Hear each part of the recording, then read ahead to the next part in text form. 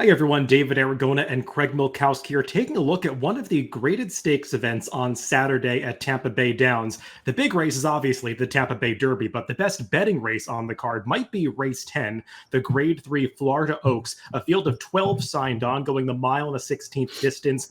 3-year-old fillies is the age group contesting this turf event, Craig, and it's a very competitive field. We've got some runners going out for the Chad Brown barn, drawn towards the outside that could take some money. Others coming out of some fast stakes events at Gulfstream Park, some stepping up out of maiden and allowance races. This is a pretty intriguing affair.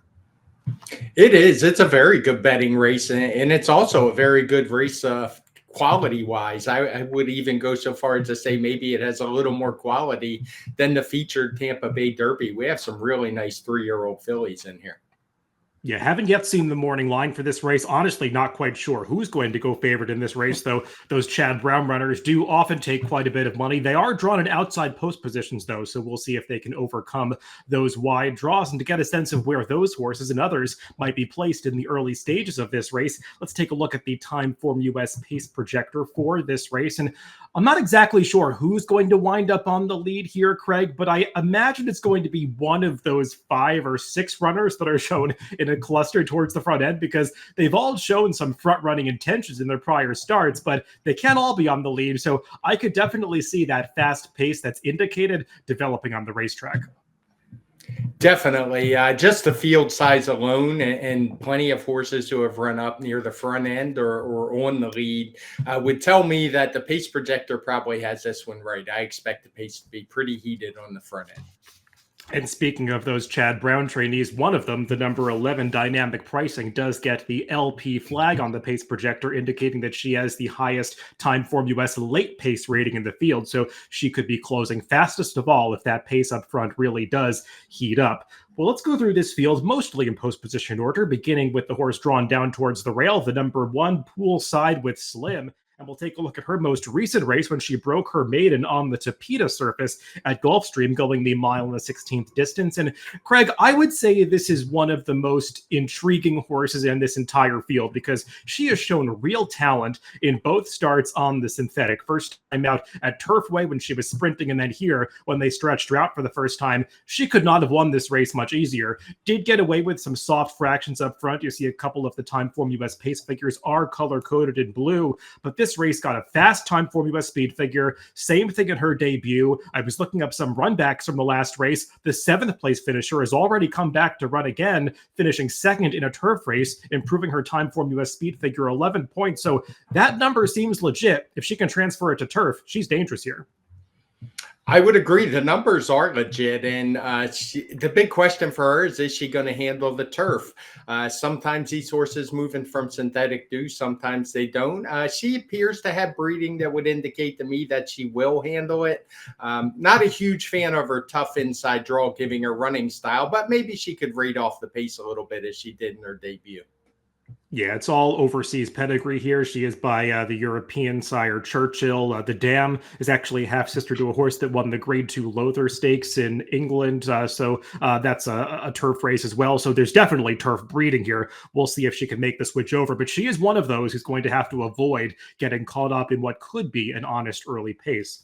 The number 2 is A Primera Vista, another horse who wants to be forward in this race. She actually won her last race at Tampa Bay Downs on the turf in gate-to-wire fashion. The problem is she was beating much weaker competition that day, Craig, and she's going to have to run a lot faster than that 90 Timeform US speed figure to beat this field.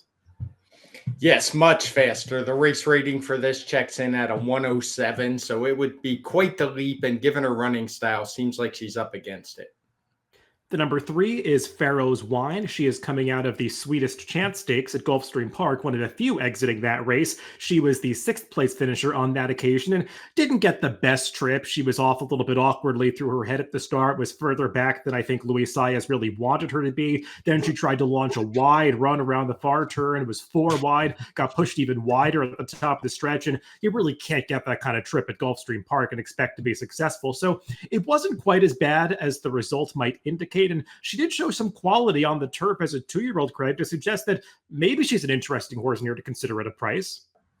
Yeah, I think she'll be a price, and you'll certainly see worse long shots on the card on Saturday. Her speed figures aren't that far off the race rating, and as you know, she's had some excuses in her last couple. The number 4 is Craval Dora. We'll take a look at her most recent start when she broke her maiden in her 5th attempt at the level at Gulfstream Park last time out, going this same mile and a 16th distance. Craig, I think the story of this race, though, was the pace. And she was one of a couple of horses that was contesting an extremely slow early pace. This was a total merry-go-round affair, really nobody changing position through the stretch of this race. We often see that at Gulfstream Park, but especially when the pace is as slow as last time. And you can really see it in those Timeform US pace figures. Yes, this race, the final time or the Timeform US speed figure got a huge pace upgrade over the final time figure. As you can see, it's not like this horse has to be on the lead. We see she ran well closing into slow fractions in 2 races prior to this. So for me, she's a bit of a wild card. I would consider her a contender. The number 5 is Waskasu. We'll take a look at her most recent start at Gulfstream Park when she was 3rd in the Ginger Brew back in early January. And in retrospect, Craig, she was facing a pretty good field this day, as Ozara and Life's Inaudible, the 2 horses that beat her, have since come back to do some nice things against Stakes Company at Gulfstream Park, including last weekend running a series of faster speed figures. And I think you could make the argument that Waskasu got the toughest trip of those 3 last time, because she was off a little bit awkwardly, got bumped at the start, and then was just 3 to 4 wide around both turns at Gulfstream, which is a really difficult trip to pull at that track. I'd agree. Her debut was really impressive. If I remember right, we both liked this horse when she showed up in this stakes race. She took a lot of betting action.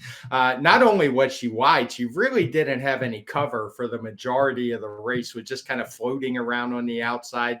Still had a pretty good kick left. So I gave her really strong consideration for my top pick in here.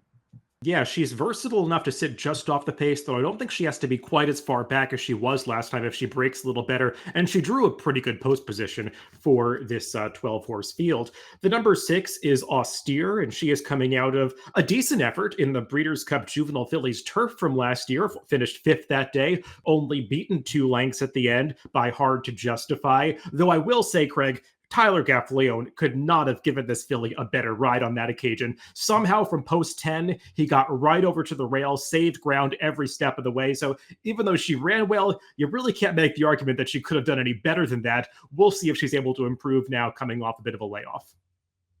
When you look at her speed figure, she really fits in this field, particularly considering she hasn't run in 4 months. Her trainer does excellent off a layoff. I think she's got a shot in here, but I think she might get overbet off of those speed figures. You noted the trip last time. The prior race was at Kentucky Downs, which is just such a different track. I don't often give credence to those numbers when the horses ship elsewhere. So while I think she can win, I think she's going to be an underlay in this spot with that Breeders' Cup close finish right on top of her PPs. Yeah, she also got an absolutely perfect trip in that Kentucky Down score, too, back. Another good ride delivered by Tyler Gaffleone. And speaking of him, let's take a look at one of his most recent rides on the number 7 Style Points in the Sweetest Chant. And yet again, Craig, I think we're continuing this theme. Boy, did Tyler give Style Points a good ride in this race, saving ground, slipping through that hole at the top of the stretch to come on to get the lead briefly before she gets run down at the very end. Dynamic pricing was also highlighted in this race. She's the number 6 horse coming through gamely between horses in the late stages. We'll get to her in just a little bit, but Style Points, she backed up that maiden score 2 back where she had taken a big step forward and stepped up against Stakes Company last time, held her own, but like I said, she did it with a perfect trip from Tyler. It was an absolutely perfect trip. So you have to decide, do you think she'll get the same trip and be able to hold off dynamic pricing again, assuming that one's coming late? The horse that beat them both, Life's Inaudible, as you note, is a really strong 3-year-old filly. So I think that Swedish Chant was a good race, and the races coming out of it are serious contenders here. And while we're talking about that Swedish Chant, let's skip over to the number 11, Dynamic Pricing, who is the other horse coming out of that race. Just the second start of her career. I thought she was really game on debut at Aqueduct last fall when it looked like she was going to settle for second at the 8th pole and found another gear to just get up for the victory over a horse that also came back to win out of that race. And then last time out in that Swedish Chant, she was off maybe a step slowly coming out of the gate, was a little further back than maybe they would have wanted her, was never on the inside after that. But I thought she she put in a game finish to only lose that race by half a length. I agree. I thought it was a very good effort from her. She draws a tough post, the 11 hole, but maybe they'll resort to a similar running style where she just drops over, tries to save ground, makes that late run. She did have the LP flag, as you noted in the beginning when we were talking about the pace projector, and I expect her to be flying at the finish. The number 8 is Destiny Star. We will take a look at her most recent race when she was a dominant winner, going 2 turns on the turf at Tampa Bay Downs. This was her first time stretching out to 2 turns after primarily competing in sprints, both on dirt and turf in her prior starts. And she seemed to get really comfortable on the front end this day, Craig, and as you can see in this video, produces a nice kick to open up on this field late. However, like some others that have previously competed at Tampa coming into this race, she's stepping up against much tougher competition. I think the best thing you can say for her, though, is at least she dealt with a faster pace last time, which she's likely going to encounter again. A much faster pace. And I was really surprised when I saw the pace projector. This one wasn't shown on the front. If I had to pick who I thought the leader would be, I think it'll be her having that sprint quality speed. When she tried turf, she went very fast, as we can see by the red fraction. So she might be up against it pace wise, but if there's one horse who can get out there and steal it and really take it to the other horses, I think it's probably Destiny Star. The number 9, Dancing in Dixie, is one of 3 Mark Casse trainees in this race. A couple of them not done any favors by the post position draw, this one included. She got on turf for the first time last time out in the Ginger Brew, finishing behind Waskasiu. Overall, I didn't think she got as tough a trip as that one, though she was a little out of position from the get-go of that race and had to sort of hop over heels in the stretch. But even when she got clear late, she didn't really possess much of a kick, so she's just going to have to do better in this spot. She'll need to run better. The one thing you can say is she's clearly not a dirt horse. Her best races have come on synthetic and turf. Will they be good enough to compete in a field like this? I'm not so sure. The number 10 is Weigh the Risks, the other Chad Brown-Klarovich Stables runner in this field. And we'll go all the way back to last summer at Saratoga when she broke her maiden narrowly in September. This was a good effort, Craig. She was a heavy favorite this day, going off at 3-5. And this is a horse that was very highly regarded last summer at Saratoga. She took a lot of money on debut. And then once again here, she hangs a little bit in the late stages, really has to gut this out. But this was a solid field. And she also faced a good field on debut, and she was just narrowly beaten by Ozara, who we've been mentioning already in this preview. That horse has come back to run very well against Stakes Company with improved speed figure. So I think it gives some hope that maybe Weigh the Risks can also run faster as she comes back for her 3-year-old debut. Right. Several have improved out of that race. I think the speed figures, you can just, or at least for that last race, you can just put a line through it. The pace was so ridiculously slow that there was no way anybody could run a good final time figure. I like the way she finished off that race, and keeping in mind it was September, I'm expecting her to run much faster this time out. She draws Irad Ortiz over the other Chad Brown, so she'll probably take a little bit too much money than she should, but I do expect a good effort.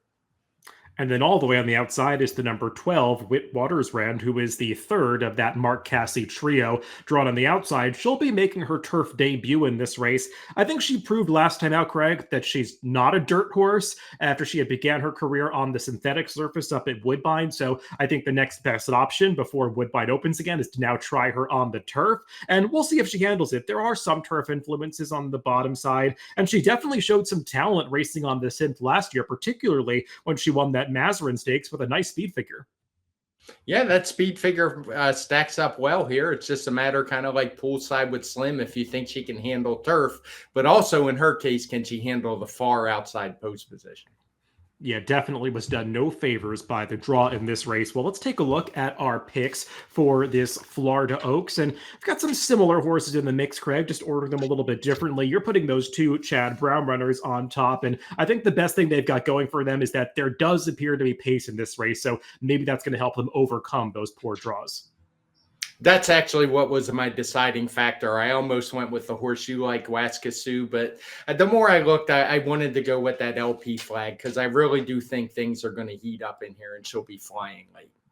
Yeah, and I'm obviously just hoping that Waskasiu can work out a better trip than last time because I think, like you said, she really showed quality when she broke her maiden getting on the turf for the first time. So I put her on top, hoping for a fair price, but I'm also very intrigued by the number one poolside with Slim. Almost switched those top two, but just went with the horse that has fewer questions to answer in this race than the number 5, Waskasiu. So that's my pick, and Craig's going with the number 11, Dynamic Pricing in the Grade 3 Florida Oaks, race 10 at Tampa Bay Downs on Saturday. Good luck if you're playing the races this weekend.